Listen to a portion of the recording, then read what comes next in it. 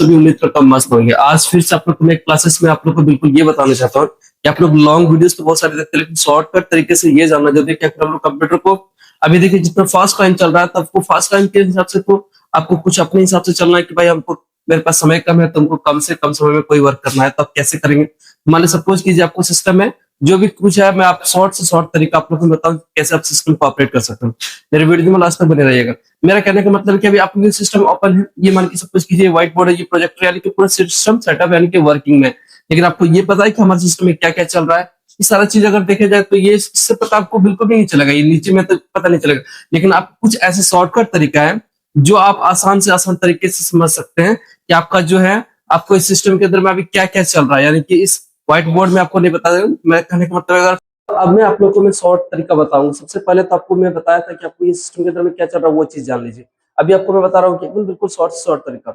और आपको short keys क्या है, इसका शॉर्ट कीज है control plus shift plus escape, है ना। आप स्केप ये तीनों बटन तो आप बेसिकली जानते ही होंगे। तो मैं आप ये तीनों बटन को मैं बाय प्रैक्टिकली मतलब आपको मैं दिखाऊंगा कि कैसे जो शॉर्टकट तरीके से अगर जैसे control plus shift plus escape आप जैसे ही आप प्रेस करते हैं तो आपको कीबोर्ड के अंदर में जैसे आप ये प्रेस करते हैं तुरंत आपको ये सिस्टम को दिख जाएगा कि आपको जो है किस तरह से क्या। तो मैं यहाँ पर तो पूरा व्यूज नहीं दिखा पा रहा हूँ, लेकिन आप अपने सिस्टम में इस चीज को आप देख सकते हैं। तो सिंपली बता सकते हैं कंट्रोल शिफ्ट प्लस स्केप। अब देखिए ये आपका ओपन हो गया, ओपन हो गया।